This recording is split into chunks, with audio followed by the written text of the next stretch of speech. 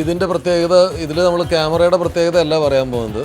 ഇതിൻ്റെ പ്രത്യേകത കാർട്ടോണി എന്നാണ് ഇതിൻ്റെ ഈ ഹെഡിൻ്റെ പേര്. കാർട്ടോണി 2 ആക്സിസ് ആണ് ഇതിൻ്റെ ഈ ഹെഡിൻ്റെ പ്രത്യേകത. സാധാരണ ഗതിയിൽ ക്യാമറ നമുക്ക് മൂവ് ചെയ്യിക്കാൻ പറ്റുന്ന ഇതിന് ഒരു ലിമിറ്റ് ഉണ്ട്. ഈ ടിൽ ഡൗൺ ചെയ്യുന്നതിനും ടിൽറ്റ് അപ്പ് ചെയ്യുന്നതിനും ഒരു ലിമിറ്റ് ഉണ്ട്. പക്ഷേ ഇതിൽ 180 ഡിഗ്രി അപ്പും 180 ഡിഗ്രി ഡൗണും പോകാൻ പറ്റും. അതാണ് ഈ ഹെഡിൻ്റെ പ്രത്യേകത. നിങ്ങൾ ക്യാമറ നോക്കിയാൽ മനസ്സിലാവും. ഇതാ ക്യാമറ ഞാൻ ടിൽറ്റ് അപ്പ് ചെയ്യുകയാണ്.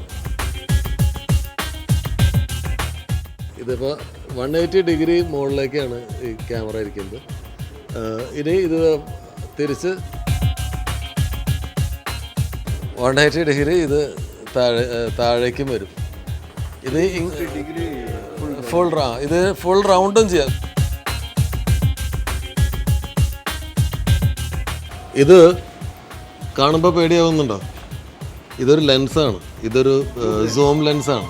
ഈ ലെൻസ് അനമോഫിക് ആണ്. ഹോക്ക് എന്ന് പറയുന്ന വളരെ വില കൂടിയ ലെൻസാണ്. ഹോക്കിൻ്റെ 35mm വൈഡ് ലെൻസാണ് നമ്മൾ നേരത്തെ കണ്ടത്. ഇത് സൂം ലെൻസാണ്.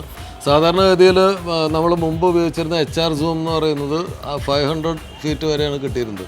ഇത് 300 to 900 ഫീറ്റാണ് ഈ സൂം ഇതുള്ളത്. ഇത് അനമോഫിക് ആണ്.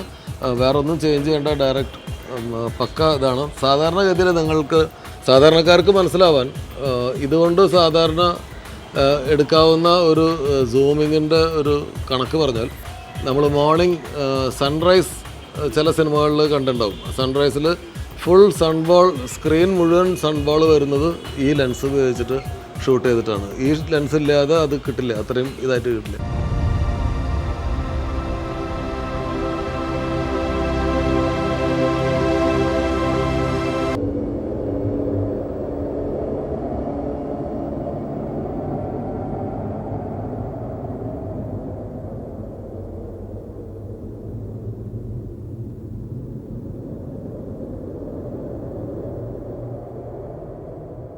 ചാന്ത് എന്ന് പറയുന്ന സിനിമയിൽ സൺസെറ്റ് ഞാൻ ഷൂട്ട് ചെയ്തിട്ടുണ്ട്. അത് HR സൂം 500ലാണ് HR 500ലാണ് ഷൂട്ട് ചെയ്തത്.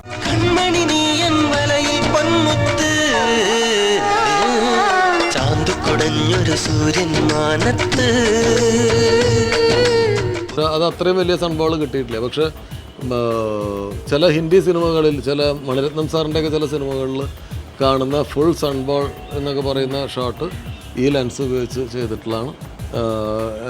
ഹോക്കിൻ്റെ അനമോഫിക് ലെൻസാണത്. പ്രത്യേകിച്ച് നമുക്ക് നോട്ട് ചെയ്യാൻ പറ്റുന്ന ഒരു കാര്യം, ഈ സാധാരണ വൈഡ് ആംഗിൾ ലെൻസിലേക്ക് പോകുമ്പോഴത്തേക്ക് ഈവൻ നോർമൽ ലെൻസിൽ പോലും ഈ സിനിമാസ്കോപ്പിൻ്റെ എഡ്ജസിലുള്ള സ്ട്രെയിറ്റ് ലൈൻസൊക്കെ കുറച്ച് കർവ്ഡായിട്ട് വരും ഈ കോവ ലെൻസൊക്കെ ആണെങ്കിൽ. അത് ഈ ഹോക്ക് ലെൻസ് പോലെയുള്ള, പ്രത്യേകിച്ച് പിന്നീട് നമ്മൾ പറയുകയാണെങ്കിൽ പാനാവിഷൻ ലെൻസസിലൊക്കെ ആണെങ്കിൽ ഈ തരത്തിലുള്ള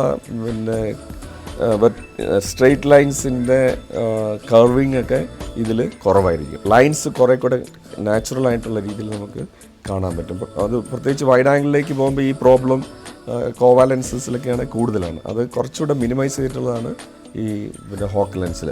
ഞാൻ ഇതൊക്കെ പറയുമ്പോൾ പോലും ഒരു കാര്യം ഓർക്കണം, എല്ലാ ലെൻസും നല്ലതാവണമെന്നില്ല. ചില ലെൻസ് അതിൻ്റെ കാലപ്പഴക്കം കൊണ്ടോ അല്ല റഫ് യൂസ് കൊണ്ടൊക്കെ ഈ തരത്തിലുള്ള കുഴപ്പങ്ങൾ അതിൽ കടന്നുകൂടാം. അപ്പോൾ അത് എപ്പോഴും അതുകൊണ്ട് ഒരു ക്യാമറമാൻ ഒരു ഷൂട്ട് ചെയ്യുന്നതിന് മുമ്പ് എത്ര പുതിയ ലെൻസാണെന്ന് പറഞ്ഞാലും ആ ലെൻസ് വളരെ കൃത്യമായ രീതിയിൽ ചെക്ക് ചെയ്ത് അതിൻ്റെ ടെസ്റ്റ് എടുത്ത് നോക്കേണ്ട വളരെ പ്രത്യേകമായിട്ടുള്ള ആവശ്യമാണ്.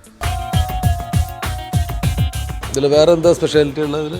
Full open 4 full open 4. Full open 4 built-in filter change.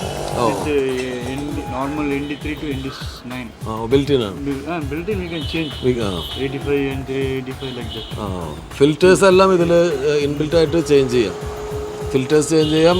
4 full open 4 ആണ്.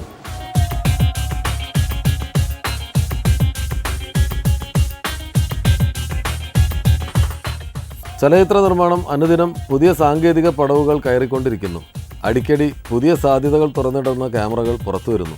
ഫിലിം നെഗറ്റീവ് പോലും ആവശ്യമില്ലാത്ത ഒരു സിനിമാ നിർമ്മാണ കാലം അതിവിദൂരത്തിലല്ല.